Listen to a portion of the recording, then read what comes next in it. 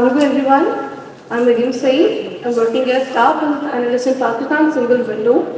और आज के सेशन में मैं आपको बहुत ब्रीफली प्रेजेंट करूंगी कि what is Pakistan single window, हमारा बेसिकली क्या रोल है, हम क्या सर्विसेज प्रोवाइड करें और स्पेसिफिक टू फार्मा इनोवेशन या फिर फार्मा इंडस्ट्री में पाकिस्तान सिंगल विंडो किस तरह से फैसिलिटेट कर रहे हैं. Now starting with the presentation. Pakistan Single Window Company was established under the Category C commitment of World Trade Facilitation Agreement of Article 10.4. इसके साथ साथ till date we have issued more than 2.1 million licenses, certificates, permits and other documents.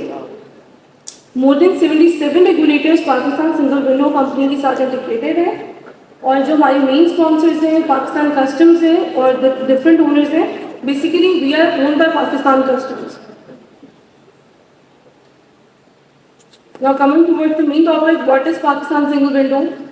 Pakistan Single Window is basically a single platform जहाँ पे तमाम import, export या transit से related कोई भी regulatory compliance की जो भी processes हैं वो इधर ही handle होता है. For example, कोई item पाकिस्तान में import हो रहे हैं तो उस पर पाकिस्तान कस्टम्स ने डेफिनेटली आपको एक इशुएंस अलॉट करनी है जो कि सिंगल डिक्लेरेशन या गुड्स डिक्लेरेशन की फॉर्म में. But other than customs they are different departments जो कि डिफरेंट कमोडिटीज को रेगुलेट करते हैं. फॉर एग्जांपल हम फार्मा की बात करें तो मेडिसिन पाकिस्तान में जब भी इम्पोर्ट होंगी ड्रैब ने उसका एक सर्टेन एनओसी या लाइसेंस या रजिस्ट्रेशन वगैरह इशू करना है. तो वो जो सारे प्रोसेसेस हैं वो एक सिंगल प्लेटफॉर्म पे इंटीग्रेटेड है. मतलब अब ट्रेडर्स को डिफरेंट ऑफिसेज विजिट करने की ज़रूरत नहीं है. वन स्टॉप सोल्यूशन है पाकिस्तान सिंगल विंडो के. आपके पास जितनी रेगुलेटरी कंप्लायंस है वो थ्रू पीएसडब्ल्यू प्लेटफॉर्म ही आप वहीं पे प्रूव करवा सकते हैं. और मेन जो पाकिस्तान सिंगल विंडो का जो मेन विजन या आइडिया है वो दो चीज़ों को हम केटर कर रहे हैं. जब हम ट्रेड फैसिलिटेशन की बात करते हैं तो वी टॉक अबाउट कि हमने ट्रेडर्स की कॉस्ट को रिड्यूस करना है. सेकेंड, हमने ट्रेडर्स के टाइम को रिड्यूस करना है. और पाकिस्तान सिंगल विंडो में इन्हीं दोनों ऑब्जेक्टिव्स को मद्देनजर रखते हुए हमने तमाम प्रोसेसेस को डिजाइन किया. जिसमें मैंने बात की कि it's a single digital entry platform कि आपके पास जितनी भी कंप्लाइंस है रेगुलेटरी कंप्लाइंस वो थ्रू पीएसडब्ल्यू प्लेटफॉर्म ही हैंडल हो रही है.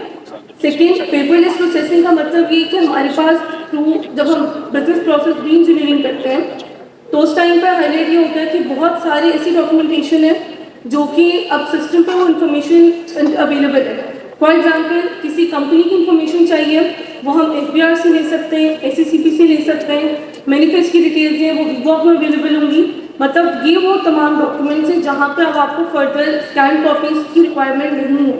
और वो हम थ्रू इंटीग्रेशन ही इन्फॉर्मेशन रियल टाइम बेसिस पे जिन डिपार्टमेंट्स की रिक्वायरमेंट उनके साथ शेयर कर सकते हैं. तो वो डॉक्यूमेंट्स को हम एलिमिनेट कर लेते हैं और पेपरलेस प्रोसेसिंग की सिस्टम पे ही रिक्वेस्ट फाइल हो रही है, सिस्टम पे ही डॉक्यूमेंट्स प्रोवाइड किए जा रहे हैं, अप्रूवल भी सिस्टम पे ही मिल रहा है. और वो सेम डॉक्यूमेंट आपको एज अ हार्ड कॉपी या स्कैन कॉपी कहीं फर्दर सबमिट करवाने की ज़रूरत नहीं है. इसके साथ साथ अगर ये सेम रिक्वायरमेंट किसी और डिपार्टमेंट की भी है उस केस में भी वो इन्फॉर्मेशन हम पीएसडब्ल्यू प्लेटफॉर्म के थ्रू ही शेयर करते हैं. फॉर एग्जाम्पल अभी हम इंटीग्रेशन कर रहे हैं इकोनॉमिक अफेयर डिविजन के साथ जो कि एक सर्टेन एग्जेम्पशन इशू करती है डोनेशन की केसेस में. तो उस केस में एनओसी की रिक्वायरमेंट है ड्रैब की. अब ड्रैब एनओसी पीएसडब्ल्यू प्लेटफॉर्म से इशू हो रहा है तो उस केस में हम वो जो एनओसी है वो डायरेक्टली ही ईएडी के साथ शेयर कर देंगे. उसमें फोटो की रिक्वायरमेंट नहीं है कि वो अलग से उसको कॉपी जाके वो सबमिट कर सकते. इसके साथ जो पीएसडब्ल्यू का सबसे जो इम्पोर्टेंट एस्पेक्ट है वो पीएसडब्ल्यू सपोर्ट टीम है, ऑपरेशंस की टीम है जो कि 24/7 अवेलेबल है. दे मेक श्योर कि अगर किसी भी ट्रेडर को या कोई भी यूजर जो कि पीएसडब्ल्यू प्लेटफॉर्म यूज़ कर रहे हैं उसको अगर कोई प्रॉब्लम फेस होती है सिस्टम पे टेक्निकल पॉइंट ऑफ व्यू से भी या उसके अलावा भी कोई फीडबैक है, कोई सिस्टम पे मसला आ रहा है, प्रोसेस में सबमिट हो रहा हो तो वो पीएसडब्ल्यू हेल्पलाइन पर कॉन्टैक्ट कर सकते हैं जो कि 24/7 अवेलेबल है. उसमें हमारी डेडिकेटेड टीम अलाइंड है फॉर ऑल द मॉड्यूल्स. कोई पेमेंट के इशूज़ हैं, कोई भी प्रॉब्लम है तो वहाँ पर कॉन्टैक्ट कर सकते हैं. तो जो पीएसडब्ल्यू सपोर्ट के रिप्रेजेंटेटिव्स हैं वो उनकी हेल्प आउट करके उनके जो रिक्वायर्ड डिक्लेरेशन हैं या इम्पोर्ट एक्सपोर्ट में जहाँ भी उन्होंने फैसिलिटेट करना है वो पूरी जो है फैसिलिटेशन प्रोवाइड करता है. पीएसडब्ल्यू कंपनी बेसिकली फॉर्म हुई थी अगेंस्ट पीएसडब्ल्यू एक्ट जो 2021 में पास हुआ था. असेंबली में। उसके साथ साथ उसमें हमारे पास 2-3 बहुत मेजर पॉइंट्स हैं जो कि यहाँ पर मैं हाईलाइट करना चाहती हूँ। नंबर 1, उसमें एक पार्ट हमने ये मेंशन कराया था कि जो हमारे पास इंटीग्रेटेड रेगुलेटर्स हैं, जिसमें हम 77 डिपार्टमेंट्स की बात करें, तो उनके जो भी प्रोसेसेस हैं, उनके जो लॉज हैं, जो कि वो अलाइन होने चाहिए विद पीएसडब्ल्यू एक्ट। अगर जो हमारे पास इंपोर्ट एक्सपोर्ट की जो भी रेगुलेशंस है उसमें भी फर्दर इंप्रूवमेंट की गुंजाइश है, तो उसके पीएसडब्ल्यू एक्ट के अकॉर्डिंगली वो अपनी लॉज वगैरह को अमेंड करवा सकते हैं। और जो सबसे मोस्ट इंपॉर्टेंट पॉइंट है वो ये है कि we have the overriding powers. For example, जो हमारे पास इंटीग्रेटेड मतलब बाय पीएसडब्ल्यू एक्ट जो डिपार्टमेंट्स ने पाकिस्तान के सिंगल विंडो के साथ इंटीग्रेट होना है, और वहाँ पे कहीं हमारे पास कोई मतलब प्रॉब्लम आती है कि कोई प्रोसेस इंटीग्रेट नहीं हो रहा है, नहीं चल पा रहा, तो we have to overriding powers. इसका मतलब ये है कि हम उनको सुपरसीड करके उनको नोटिफिकेशन इशू करवा सकते हैं कि उन्होंने सर्टेन काम इस तरह से करके देना। Ministry of foreign affairs is one of the examples जिसके साथ हम काम कर रहे हैं, क्योंकि हमारे पास जो ड्रैफ्ट के कुछ एक्सटर्नल डॉक्यूमेंट्स हैं जिसको कमर्शियल सर्टिफिकेट्स भी कहते हैं, जिसमें जीएमपी है, सर्टिफिकेट ऑफ फार्मास्यूटिकल प्रोडक्ट्स है, फीचर सर्टिफिकेट्स हैं, वो अटेस्ट होते हैं मोफा के साथ। मोफा के क्योंकि हम उसको अपने प्लेटफॉर्म पे लेकर आए थे, वो अटेस्टेशन भी हम डिजिटल ही शिफ्ट करें, मतलब नो लॉन्गर रिक्वायर्ड नहीं हुआ कि किसी यूजर को वहाँ जाके लाइन में लगना पड़ेगा और फिर वो टेस्ट डॉक्यूमेंट्स करवाएंगे।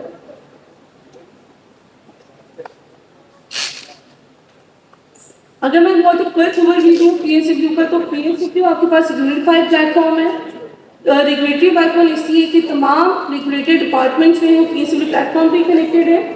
रियल टाइम विजिबिलिटी की जितनी भी पाकिस्तान में ट्रेड एग्जीक्यूट हो रही है in the form of import export या ट्रांजिट, कंप्लीट डेटा जो है वो विद एग्जैक्ट स्टेटस वो पीएसडब्ल्यू प्लेटफॉर्म पे अवेलेबल है।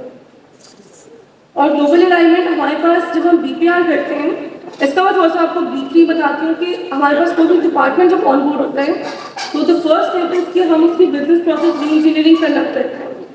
उसमें हम ये करते हैं कि उनके जो एज इज प्रोसेस है कि करंट इम्प्लीमेंटेशन आज की डेट में क्या प्रैक्टिस फॉलो करें उसको स्टडी करते हैं। उसमें क्या आइडेंटिफाई होते हैं, उसमें जो रिपीटेशन होती है, रिडंडेंसी होती है, और जहाँ पे कहीं फर्दर बिजनेस प्रोसेस को आप इम्प्रूव कर सकते हैं, मतलब कुछ ऑप्टिमाइजेशन एरियाज हम आइडेंटिफाई करते हैं। तो उस सब के बाद फिर हम 2B प्रोसेस डिजाइन करते हैं। 2B प्रोसेस ये होता है कि आज की डेट में जो प्रोसेस फॉलो हो रहा है वो एज इज है, और नेक्स्ट जब हम उसको सिस्टम पर शिफ्ट करेंगे तो फिर सिस्टम पे शिफ्ट होने के बाद प्रोसेस किस तरह से मॉडिफाई होगा उसको हम 2B प्रोसेस कहते हैं।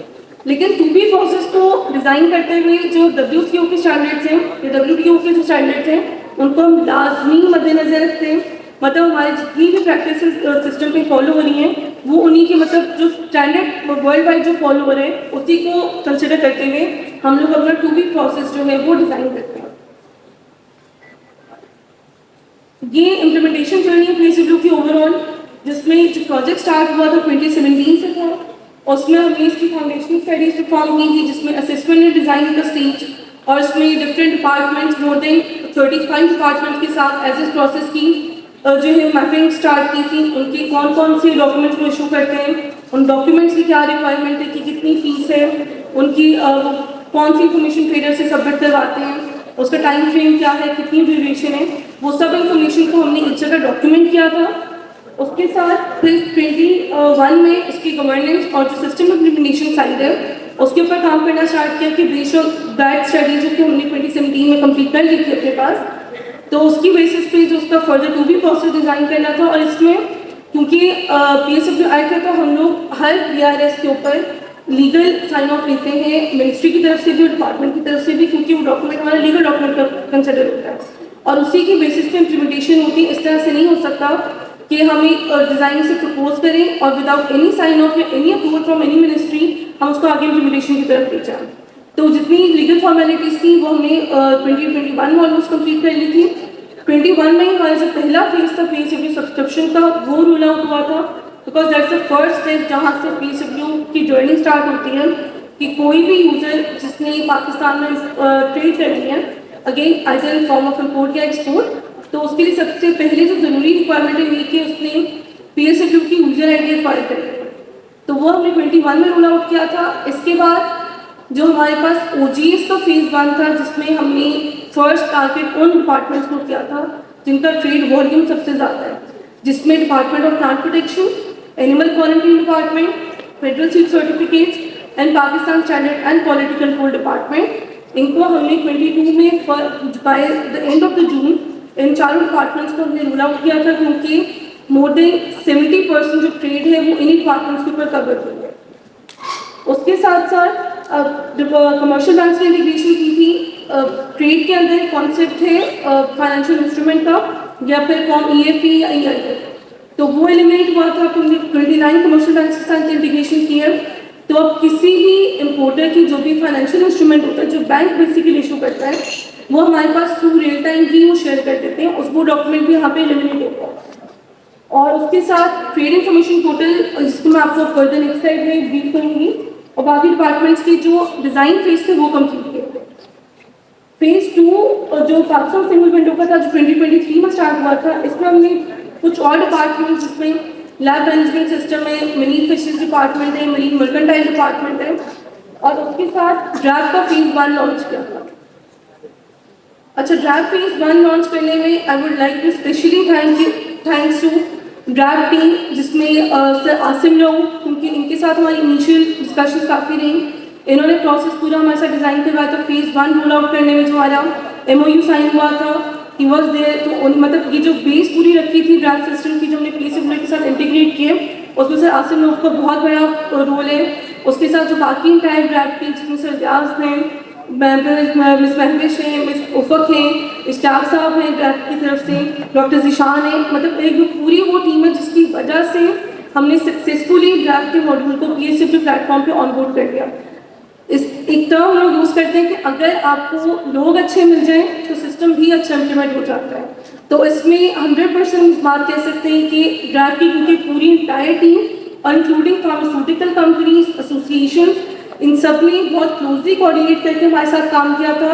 इस वजह से हम लोग बहुत प्राउडली कहते हैं कि ड्रैग की मतलब जो पूरी मेजर अचीवमेंट है PSW प्लेटफॉर्म पे, वो सिर्फ उसका कंप्लीट क्रेडिट आप लोग को जाता है। इसके बाद जो अभी हम 2025 से ऑनबोर्डिंग प्रोजेक्ट्स पे काम कर रहे हैं, उसमें पोर्ट कम्युनिटी सिस्टम में जो कि रोल आउट हो चुका है कि अदर देन अभी हम बात करते हैं पोर्ट प्रोसेसेस की, लेकिन अदर देन पोर्ट जो पोर्ट के अपने ऑपरेशन हैं, जिसमें कोई वेसल आया, वेसल की रजिस्ट्रेशन है, मैनिफेस्ट फाइलिंग है, डिलीवरी ऑर्डर है, वो सारे प्रोसेसेस हमने पोर्ट कम्युनिटी सिस्टम के प्रोजेक्ट के अंदर कवर किए हैं। इसके साथ हम लोग एयरपोर्ट कम्युनिटी सिस्टम पे भी काम कर रहे हैं। तो जो एयर कार्गो से रिलेटेड जो भी एयरपोर्ट के अपने ऑपरेशंस हैं, वो सारे प्रोसेसेस एयरपोर्ट कम्युनिटी सिस्टम में कवर होंगे। और इसके साथ इंटीग्रेटेड रिस्क मैनेजमेंट सिस्टम, ये ऑलरेडी लाइव हो चुके हैं सिस्टम्स के लिए। इंटीग्रेटेड रिस्क मैनेजमेंट सिस्टम ये चीज़ है कि जो भी पाकिस्तान में ट्रेड हो रही है, एक तरीका ये होता है कि हर रिक्वेस्ट को कोई ऑफिसर बैठ के असेस करेगा। मतलब जब तक उनकी असेसमेंट कंप्लीट नहीं होगी, वो रिक्वेस्ट आगे अप्रूवल से नेक्स्ट स्टेप पे जा नहीं सकती। दूसरा तरीका ये होता है कि आपके जो भी रिस्क फैक्टर्स हैं, क्योंकि ह्यूमन रिस्क भी आपका चलता है साथ साथ, कि फॉर एग्जांपल मुझे पता है कंपनी रजिस्टर्ड है या ये आइटम जब भी इंपोर्ट करते हैं उस हमेशा कोई ना कोई मसला आता है कि मेरा अपना ह्यूमन रिस्क असेसमेंट है, लेकिन वाई नॉट कि मैं ये सेम रिस्क असेसमेंट सिस्टम पर ट्रांसफर करता हूँ कि नेक्स्ट टाइम उस कंपनी की कभी कोई रिक्वेस्ट है तो ऑटोमेटिकली एग्जामिनेशन में मार्क हो जाए। इसी तरह कुछ मेरे रजिस्टर्ड इंपोर्टर्स होंगे जो कि कंप्लाइंट हैं, जो कि जब भी डॉक्यूमेंट सबमिट करवाते हैं उनकी कंप्लीट एप्लीकेशन आती है, उसमें कभी कोई मसला नहीं होता, और मल्टीपल टाइम्स उनकी हमने ऑन एंड ऑफ असेसमेंट भी किया और बिल्कुल 100% ओके। तो इस तरह के इंपोर्टर्स को PSW platform via PSW act हम इन्फोर्स करते हैं कि आप लोगों को फैसिलिटेट करना चाहिए। तो उसमें एक चैनल है हमारे पास, ग्रीन चैनल, जिसमें बेसिकली आप इस तरह के ट्रेडर्स जो कि कंप्लाइंट हैं और वो 100% अपनी एक्टिविटी बिल्कुल सही परफॉर्म कर रहे हैं, उनको आपको ग्रीन चैनल की तरफ लेके जाना चाहिए। ग्रीन चैनल का मतलब ये कि एक कंसाइनमेंट जब भी आएगी तो सिस्टम ऑटोमेटिकली उसको रिस्क क्राइटेरिया के अगेंस्ट असेस करेगा, और अगर कोई रिस्क आइडेंटिफाई जो आपने सिस्टम पे किया था वो रिस्क ट्रिगर नहीं हुआ, उस केस में सिस्टम ही नेक्स्ट सेकेंड उसको क्लियरेंस इशू कर देगा, मतलब विदाउट एनी ह्यूमन इंटरवेंशन जो रिक्वेस्ट सिस्टम पर सबमिट हुई थी और उसमें कोई भी डिफाइंड रिस्क आइडेंटिफाई नहीं हुआ, वो रिस्क जो है वो उससे बाईपास हो गया और सिस्टम ने उसको क्लियरेंस इशू कर दी, तो नेक्स्ट मिनट वो अपनी कंसाइनमेंट कोर्ट से क्लियर कर सकता है। और जहाँ पे कहीं असेसमेंट रिक्वायर्ड है तो वो जो हमारे पास डिफाइंड चैनल्स हैं जिसमें ग्रीन, रेड, येलो, तो उस सिस्टम पर अकॉर्डिंगली हम रिस्क क्राइटेरिया डिपार्टमेंट अपने डिप्लॉय कर सकते हैं। ये हमारी कुछ सर्विसेज हैं जो कि PSBlues प्लेटफॉर्म पे अवेलेबल है। इसमें हमारी सब फर्स्ट नोटिफिकेशन APR से कंपनी की इन्फॉर्मेशन हम इनसे फेच करवाते हैं। उसके साथ PMD पाकिस्तान मोबाइल डेटाबेस, जिसमें हम ये वेरीफाई करते हैं कि जो भी ट्रेडर की KYC है कि उनका प्रोवाइडेड मोबाइल नंबर उनकी CNC के साथ ही रजिस्टर्ड होना चाहिए। उसके साथ ACCP के साथ हमने रिसेंट इंटीग्रेशन की है, तो किसी भी कंपनी की अगर आपको रियल टाइम इंफॉर्मेशन चाहिए वो आप ACCP के प्लेटफॉर्म से एक्सेस कर सकते हैं। 29 कमर्शियल बैंक के साथ हमारा इंटीग्रेशन है। उसके साथ डिजिटल पेमेंट्स पहले जिस तरह इनफैक्ट मतलब ट्रेडर्स को रिक्वायर था कि वो किसी बैंक विजिट करके एक चालान सबमिट करवाना है और चालान की कॉपी ही आगे आप लेके चलेंगे, लेकिन हमारे पास सिस्टम पे डिजिटल पेमेंट्स का कॉन्सेप्ट है कि ट्रेडर के पास ऑप्शन है कि वो मल्टीपल प्लेटफॉर्म के थ्रू पेमेंट कर सकते हैं। इसमें नंबर 1 है कि अगर वो PD अकाउंट से करना चाहते हैं, PD account is personal deposit account, जिसका वॉलेट अकाउंट का कॉन्सेप्ट है कि अगर मैं अपने कुछ वॉलेट अकाउंट में कुछ पैसे ट्रांसफर कर दूँ, मैं 1 क्लिक के ऊपर वो पैसे जो है यूज करते हुए अपनी रिक्वेस्ट की पेमेंट सबमिट करवा सकते हैं। सेकेंड, आप ऑनलाइन बैंकिंग के थ्रू भी कर सकते हैं, मोबाइल एप्लीकेशन के थ्रू, और अल्टरनेट डिलीवरी चैनल ये है कि जिस तरह जैस कैश, इजी पैसा, एनीथिंग, तो आप उसके प्लेटफॉर्म के थ्रू भी पेमेंट्स कर सकते हैं। और लास्ट भी हम लेबोरेटरी मैनेजमेंट सिस्टम जो है उस पर काम करें। मोर देन 15 लैब्स जो हैं कमर्शियल लैब्स वो PSBlues प्लेटफॉर्म पर इंटीग्रेट हो चुकी हैं। नेक्स्ट जो टारगेट हम कर रहे हैं उसके अंदर अंडर डेवलपमेंट है, उसकी इंटीग्रेशन है CDL कराची के साथ, जो कि ड्रग की अपनी लेबोरेटरी है, सेंट्रल ड्रग लेबोरेटरी, उसके साथ हम इंटीग्रेशन पे काम कर रहे हैं। Now coming towards the most important point कि PSW और जो ड्रग की इंटीग्रेशन है, जिस तरह मैंने बात की कि ये हमने स्टार्ट किया था 2023 में, इसका फेज 1 हमने रोल आउट किया था, जिसमें जाके कुछ सर्टेन डॉक्यूमेंट्स हैं, उसमें रजिस्ट्रेशन, लाइसेंसेस, परमिट्स हम नेक्स्ट स्टेप पे लेके गए थे, लेकिन फेज 1 के अंदर जो कि प्री रिक्विजिट्स थे उसमें drugs manufacturing license, drug sale license और प्रोडक्ट रजिस्ट्रेशन, ये कुछ मॉड्यूल्स हमने पहले सिस्टम पे लाइव किए थे। नेक्स्ट फेज के अंदर इनके जो इम्पोर्ट NOCs हैं वो रिक्वेस्ट हमने सिस्टम पे लाइव की। उसके बाद फिर हमने फेज 2 के अंदर एक्सपोर्ट्स ऑफ मेडिसिन को लाइव किया।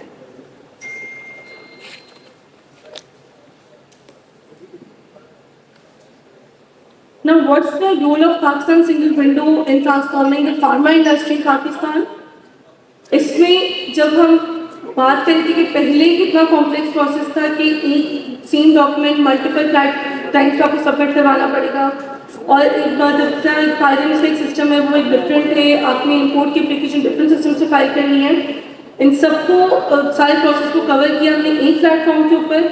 इस समय बात की कि पहला जो हमने टारगेट किया था वो ये था कि वो कंपनीज जो कि पाकिस्तान में रेगुलरली इंपोर्ट कर रही मेडिसिन, उनकी डेटा मैपिंग स्टार्ट की कि ऑलरेडी एग्जिस्टिंग जो प्रोडक्ट रजिस्ट्रेशन हैं, लाइसेंसेज हैं, उनको इंडियंस के साथ मैप करना था और फिर उसके अकॉर्डिंगली डेटा सिस्टम पे शिफ्ट हुआ। तो ये was a very huge exercise जो कि हम सक्सेसफुली कर चुके हैं सिस्टम पे। सेकेंड स्टेप के अंदर उन लाइसेंसेज या रजिस्ट्रेशन को यूज़ करते हुए आगे की रिक्वायरमेंट्स ट्रेडर ने कंप्लीट करनी है, जिसमें फॉर्म 5 और फॉर्म 6 है, इम्पोर्ट लाइसेंस, और जो आपके पास टेस्ट एनालिसिस के लाइसेंसेज हैं वो ट्रेडर्स फाइल करते हैं। तो वो प्रोसेस तो सिस्टम पे कवर किए और उसकी बेसिस पे फिर ट्रेडर्स जो है वो रिलीज ऑर्डर या फिर इम्पोर्ट NOCs की एप्लीकेशंस को सिस्टम पे सबमिट करवा सकते हैं।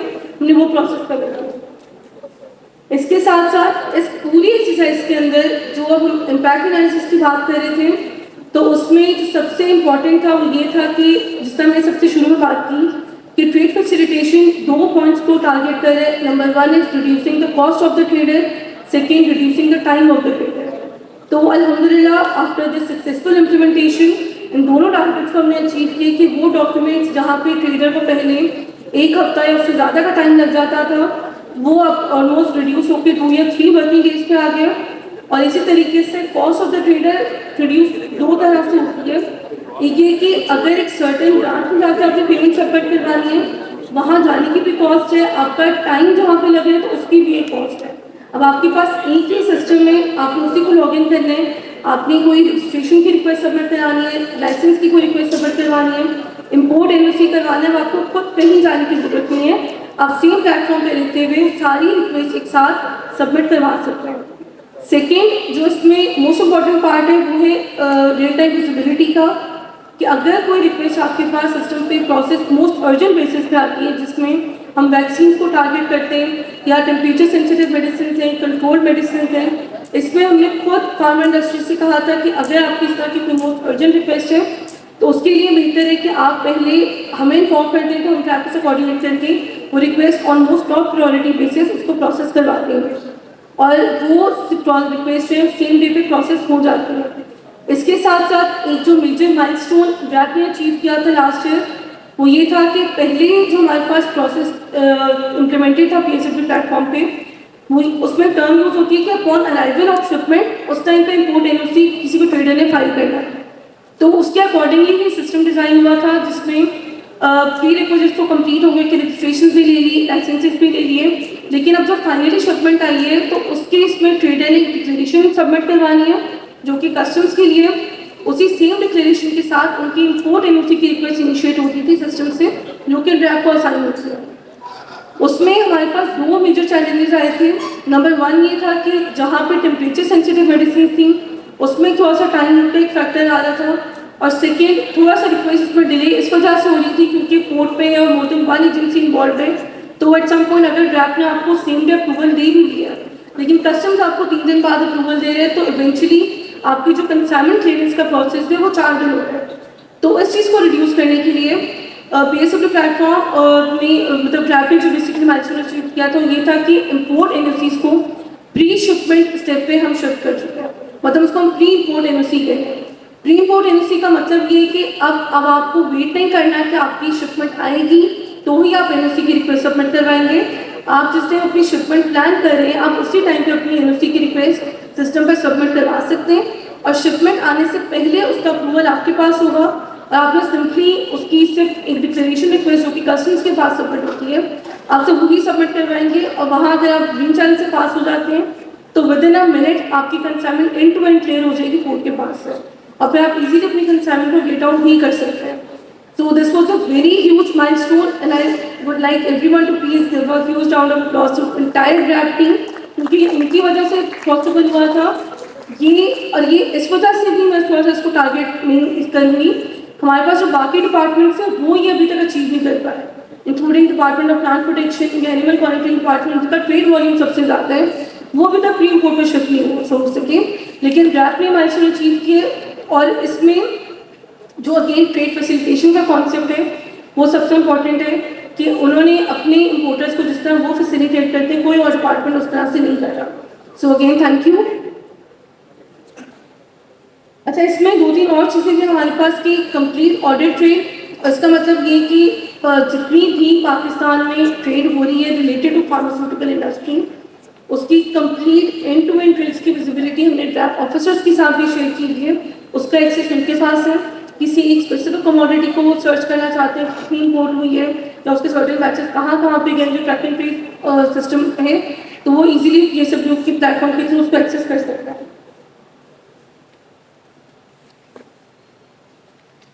ये वो कंप्लीट प्रोसेस है जो कि इस टाइम PSW सिस्टम पे अवेलेबल है कि कोई भी फार्मा कंपनी जो कि पाकिस्तान में ट्रेड करना चाह रही है, सबसे पहले उन्होंने सिस्टम पे रजिस्ट्रेशन करवानी है। Registration in the form of product registration है वो ड्रैप के साथ करवाएंगे। इसके साथ साथ फिर सेकेंड पे उनकी कुछ लाइसेंसेज हैं जो कि प्री रिक्विजिट्स हैं, इसमें ड्रग्स मैन्युफैक्चरिंग लाइसेंस जो कि मोस्टली रॉ मटेरियल्स के इसमें यूज़ होता है, और सेकेंड ड्रग्स सेल लाइसेंस है जहाँ पे फिनिश्ड प्रोडक्ट में पाकिस्तान में इम्पोर्ट हो रही है तो उसके लिए ड्रग सेल लाइसेंसेज मिल रही है, तो वो लाइसेंस सिस्टम पर एक्वायर करेंगे। थर्ड स्टेप के अंदर अगर इम्पोर्ट लाइसेंस की रिक्वायरमेंट है उन्हें वो फाइल करनी है, और लास्ट स्टेप है सुप्रीम कोर्ट NOC, उसके बाद वो इजीली अपनी single declaration with in same platform वो सबमिट करवा सकते हैं। अभी तक का जो इम्पैक्ट एनालिसिस हमने किया था कि जो ड्रैप के साथ कोलैबोरेशन किया उसका कितना बेनिफिट हुआ है, तो इसमें मोर देन 500 मिलियन जो है वो एनुअल मतलब हमारे पास एक्सपोर्ट्स रिकॉर्ड हुई थी। एक्सपोर्ट्स का वॉल्यूम जो पहले था और जो अब है उसमें सिग्निफिकेंट चेंज है। उसके साथ हमारे पास मोर देन 15,000 जो है वो डॉक्यूमेंट्स स्पेसिफिक टू ड्रैप सिस्टम से इशू हो चुके हैं और 85,000 से ज़्यादा प्रोडक्ट्स का डेटा जो है सिस्टम पे मिल है।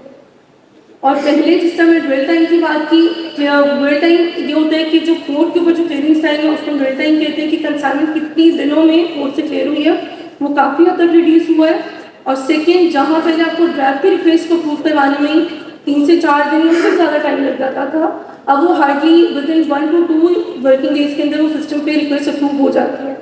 और अगेन अगर किसी पॉइंट पे अगर आपकी कोई इंपॉर्टेंट शिपमेंट है तो उसके लिए भी ड्राफ्ट ऑफिसर्स जो है इसको अकोमोडेट करके सेम डे भी अप्रूवल्स प्रोवाइड कर रहे हैं।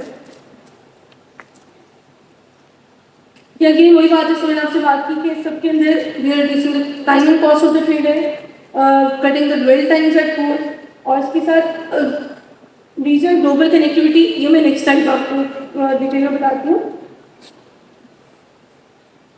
पोर्ट कम्युनिटी एक तो ड्राफ्ट का प्रोजेक्ट हो गया, लेकिन हमारे पास कुछ और हमारे फ्लैगशिप प्रोजेक्ट्स हैं PSW के, जिसमें पोर्ट कम्युनिटी सिस्टम का प्रोजेक्ट है जो इंटायरली जो पोर्ट ऑपरेशन है उसको कवर कर रहे हैं। ये हमारे पास एयरपोर्ट कम्युनिटी सिस्टम का प्रोजेक्ट है जिसमें जो एयरपोर्ट के इंटायर ट्रेड से रिलेटेड ऑपरेशन हैं उसमें IATA कंप्लायंट है, आपके पास इलेक्ट्रॉनिक एयरवे बिल्स वगैरह, वो सब जो मॉड्यूल्स हैं वो एयरपोर्ट कम्युनिटी सिस्टम के प्रोजेक्ट में कवर होंगे। ग्लोबल इंटीग्रेशन ये सबसे इंपॉर्टेंट है और इसमें मैं आपको गैप पर भी एक्सप्लेन कर देती हूँ। सिंगल विंडो का बेसिकली कॉन्सेप्ट ये है कि जब majority of the country single window पर शिफ्ट हो जाएंगी तो अगर एक आइटम आप चाइना से इंपोर्ट कर रहे हैं तो चाइना में उसकी एक्सपोर्ट की डिक्लेरेशन आप फाइल करेंगे तो ऑटोमेटिकली पाकिस्तान में उसकी इंपोर्ट की डिक्लेरेशन फाइल हो जाएगी। मतलब अब वो ट्रेडर को अलग से फाइल करने की जरूरत नहीं है, क्योंकि जब मल्टीपल कंट्रीज जो है वो उनके पास वेल एस्टैब्लिश सिस्टम्स होते हैं तो फिर we can move further on integration. Recently हमने कुछ कंट्रीज के साथ इंटीग्रेशन पर काम करना स्टार्ट किया, जिसमें चाइना है, ताजिकिस्तान है, उज्बेकिस्तान है, और इसके साथ साथ डिपार्टमेंट ऑफ प्लांट प्रोटेक्शन का एक डॉक्यूमेंट है जो कि एक्सपोर्ट्स के केस में इशू करते हैं, फाइटोसैनिटरी सर्टिफिकेट, उसको हम E52 भी कहते हैं। E52 ये है कि वो क्योंकि सिस्टम से इशू है तो इलेक्ट्रॉनिक फाइटोसैनिटरी सर्टिफिकेट, ये जिन कंट्रीज के साथ शेयर होते हैं उनकी एक सेंट्रल रिपोजिटरी IPPC हब, जो भी कंट्री वो फाइटोसैनिटरी सर्टिफिकेट इशू करती है तो बेसिकली वो वहाँ पे अवेलेबल कर देते हैं अपना डेटा। अब पाकिस्तान में जो डिपार्टमेंट ऑफ प्लांट प्रोटेक्शन का वो ऑफिसर्स हैं उनको ये ज़रूरत नहीं है कि वो फाइटोसैनिटरी सर्टिफिकेट ट्रेडर से अलग से डिमांड करें, क्योंकि मोस्ट ऑफ द टाइम्स जहाँ पे हम हार्ड कॉपीज़ की बात करते हैं तो वहाँ पे ये भी चांस होता है कि उसमें कोई टेम्परिंग हुई हुई डेटा के अंदर चीज़ें भी चेंज कर सकते हैं। लेकिन जब ग्लोबल इंटीग्रेशन में शिफ्ट होते हैं तो वो डेटा आपके पास रियल टाइम विजिबल है कि जिस टाइम वो डॉक्यूमेंट किसी एक कंट्री ने इशू किया द वेरी नेक्स्ट मिनट वो सेम डॉक्यूमेंट ऑफिसर के पास भी प्लेटफॉर्म पर अवेलेबल है। तो इसी तरह जो ड्रैफ्ट के 3 मेन सर्टिफिकेट्स हैं, गुड्स मैन्युफैक्चरिंग प्रैक्टिस जिसको हम GMP सर्टिफिकेट कहते हैं, फ्री सेल सर्टिफिकेट और सर्टिफिकेट ऑफ फार्मास्यूटिकल प्रोडक्ट्स, क्योंकि ये बाहर की कंट्रीज आपसे डिमांड कर रही हैं तो हम उनके साथ इंटीग्रेशन से हमारा नेक्स्ट टारगेट है, अगर हम उनके साथ इंटीग्रेशन कर लेते हैं तो एक डॉक्यूमेंट जब पाकिस्तान में ड्राफ्ट ऑफिसर को इशू करेंगे तो हम with through integration same document उस कंट्री के साथ भी शेयर कर देंगे। इससे ड्राफ्ट का एक बेनिफिट ये होगा कि उनको अलग से कुछ केसेस के अंदर मैनुअल वेरिफिकेशन की रिक्वेस्ट आती है कि कोई डॉक्यूमेंट अगर उन्होंने इशू किए तो सर्टेन कंट्री से वो यही वेरीफाई करवा लेती कि डॉक्यूमेंट आपने ही इशू किए। इस प्रैक्टिस से भी हम बच जाएंगे। तो हम जब इंटीग्रेशन की बात करें तो नेक्स्ट और टारगेट करें ग्लोबल इंटीग्रेशन पे है। सेकेंड, अभी जो हमने फेज 1 और 2 रोल आउट किया था that was completely for medicine, जिसमें इम्पोर्ट एंड एक्सपोर्ट के सारे प्रोसेस हम कवर कर चुके हैं। और रिसेंटली हमने फेज 1 रोल आउट किया मेडिकल डिवाइसेस का, उसके अंदर भी थोड़ा सा पार्शियल रोल आउट किया कि हमने अनरजिस्टर्ड को पहले टारगेट किया, नेक्स्ट फेज के अंदर हम रजिस्टर्ड मेडिकल डिवाइसेस को टारगेट करेंगे। तो उस केस में भी क्योंकि ड्रैप का अपना एक सिस्टम इन प्लेस है मेडिकल डिवाइसेस के लिए, तो उस केस में जो लाइसेंसेस और जो प्रोडक्ट रजिस्ट्रेशन का डेटा है वो हम ट्रेडर से रिक्वेस्ट नहीं करेंगे कि वो दोबारा से सिस्टम पर सबमिट करवाएं, बल्कि हम रियल टाइम ड्रैप के सिस्टम से ही डेटा फेच करवाएंगे, वही उनके पोर्ट ऑफिसर्स को विजिबल होगा, उससे जो डेटा की विजिबिलिटी है वो मज़ीद इम्प्रूव हो जाएगी। और ये हमारे कुछ और इनिशिएटिव्स हैं जिसके अंदर हम डिफरेंट और डिपार्टमेंट के साथ काम कर रहे हैं। PDA अभी इन लाइन है, इस समय मोफा की बात की, इकोनॉमिक अफेयर डिवीजन है, उसके साथ पाकिस्तान सिविल एविएशन अथॉरिटी और ये रिस्क मैनेजमेंट सिस्टम हम 6 डिपार्टमेंट्स के लिए ऑनबोर्ड कर चुके हैं। नेक्स्ट अभी हम इसके साथ हम ट्रैप पे भी काम कर रहे हैं। अच्छा, ये ट्रेड इन्फॉर्मेशन पोर्टल, ये स्पेसिफिक स्लाइड मैंने ऐड करवाई थी for the pharmaceutical companies. It's very helpful. किसी भी कंट्री के अंदर अगर आप सिंगल विंडो को इम्प्लीमेंट करने से पहले इट इज़ मैंडेटरी कि उसका ट्रेड इन्फॉर्मेशन पोर्टल अवेलेबल होना चाहिए। Trade information portal of Pakistan basically एक वेबसाइट है जो कि आप एक्सेस कर सकते हैं गूगल पे जाके। उसका URL है tech.gov.pk। इस पे ट्रेड से रिलेटेड तमाम इंफॉर्मेशन अवेलेबल है कि अगर आप कोई आइटम इंपोर्ट करना चाहते हैं, XYZ कोई भी आइटम हो सकता है, आप सिंपल उसको वहाँ जाके सर्च करें, वो सिस्टम आपको ईच एंड एवरी डिटेल वहाँ पे प्रोवाइड करेगा कि उसकी ड्यूटी टैक्सेस क्या है, उस पर कोई रेगुलेटरी कंप्लाइंस है तो किस डिपार्टमेंट की है, आपने कौन सा डॉक्यूमेंट वहाँ सबमिट करवाना, कितने दिन में क्लियर होगा, उसके अलावा कोई रजिस्ट्रेशन की रिक्वायरमेंट है तो उसका क्या प्रोसेस है। मतलब अब आपको किसी और से पूछने की बजाय आप एक सोर्स ऑफ ट्रुथ जो कि trade information portal of Pakistan available है, इसको एक्सेस कर सकते हैं। यहाँ पे HS कोड से भी सर्च कर सकते हैं, यहाँ डिस्क्रिप्शन से भी सर्च कर सकते हैं, लेकिन तमाम ट्रेड से रिलेटेड इन्फॉर्मेशन यहाँ पे अवेलेबल है। PSW इसी सिस्टम का ट्रांजैक्शनल सिस्टम है, ये आपके पास इंफॉर्मेशन आता है। So that's it from my side. और यहाँ पे अगर किसी का कोई क्वेश्चन आंसर्स हैं तो हम फिर उसको एड्रेस कर देते हैं। Yes please. ये HOTC की जो रिपोर्ट होगी जो ऑल्टरनेटिव मेडिसिन, ये नेक्स्ट फेज में, ये नेक्स्ट फेज में अभी सिस्टम पे कवर नहीं की। मैं आपको जो प्रायोरिटी डिसाइड हुई थी वो नंबर 1 पे थी मेडिसिन के लिए, तो हमने उसके जो फेज 1 और 2 रोल आउट किया था वो इम्पोर्टेड एक्सपोर्टेड मेडिसिन था। नेक्स्ट टारगेट है मेडिकल डिवाइसेस का, जिसका फेज 1 था ऑलमोस्ट हम अचीव कर चुके हैं। नेक्स्ट हम एक्सपोर्ट्स को टारगेट करेंगे और उसके साथ साथ ही इम्पोर्ट ऑफ ऑल्टरनेटिव या HOTC जो प्रोडक्ट्स हैं वो हम फिर by the start of early next year हम उसको रोल आउट कर देंगे। तो अभी इसके लिए हमें वापस ड्राफ्ट से ही रब्ता करना पड़ेगा उसके NOCs के लिए। हाँ, उसके जो NOCs हैं वो आप ड्राफ्ट से लेंगे और उसकी डिक्लेरेशन सिस्टम पर फाइल होगी। अच्छा, इसमें ना सब एक चैलेंज आता है ये कि कुछ मेडिसिन हमारे पास ऐसी हैं जो कि एज ए फार्मास्यूटिकल कैटेगरी में भी इम्पोर्ट होती हैं, एज एन OTC प्रोडक्ट भी आती है, जिसमें एग्जाम्पल कॉड लिवर ऑयल है।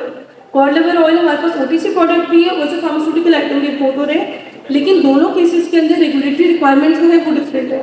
उस केस में डिक्लेरेशन VWAP के अंदर फाइल नहीं होगी PSW में ही, लेकिन उसमें होता ये कि एक प्रोडक्ट कोड के आगे आपके पास ड्राफ्ट NOC जो कि सिस्टम से इशू है वो एसोसिएट करना है, और दूसरा प्रोडक्ट कोड सिलेक्ट करेंगे अदर्स का जिसमें आपने scan copy of the NOC जो कि आपने ड्राफ्ट के सिस्टम से लिए अब वो प्रोवाइड करेंगे।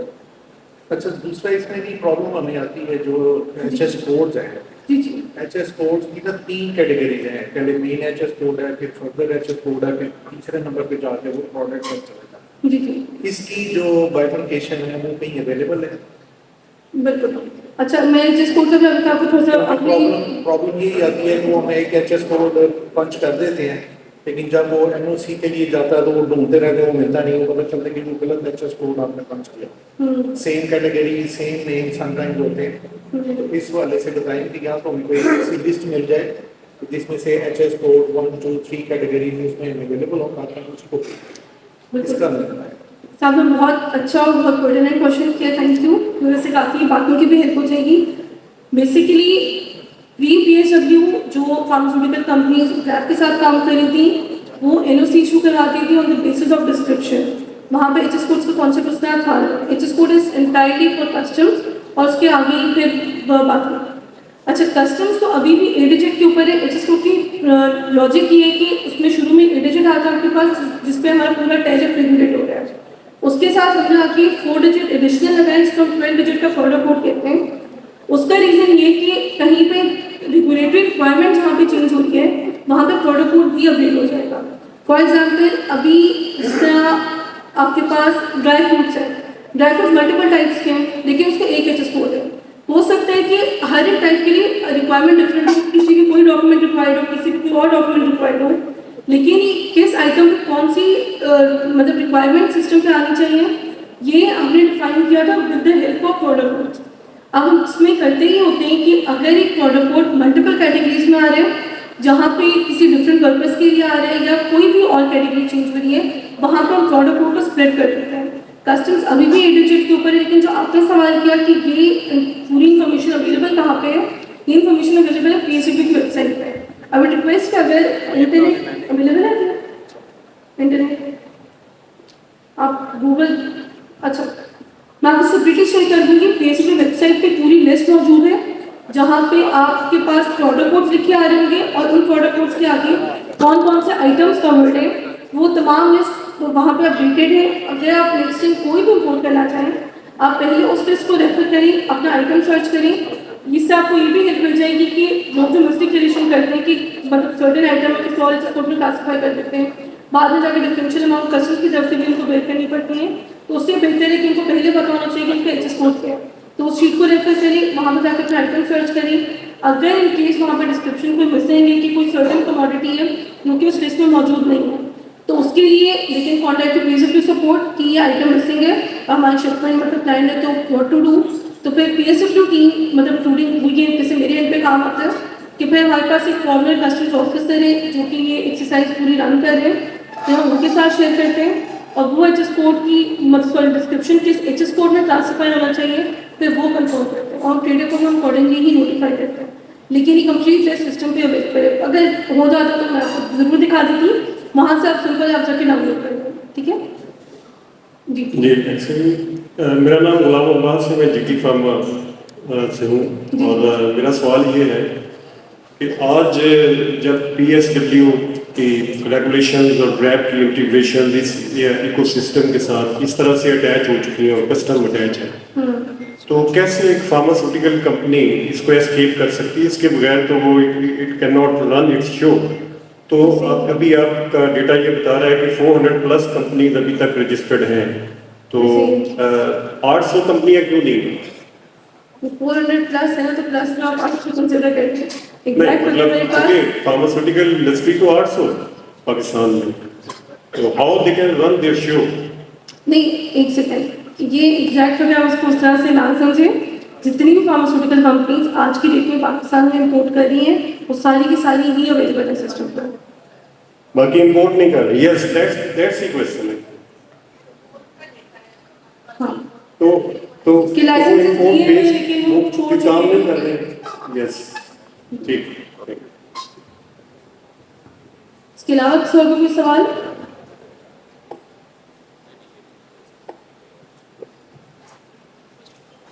Okay, we are done with this session. So thank you everyone.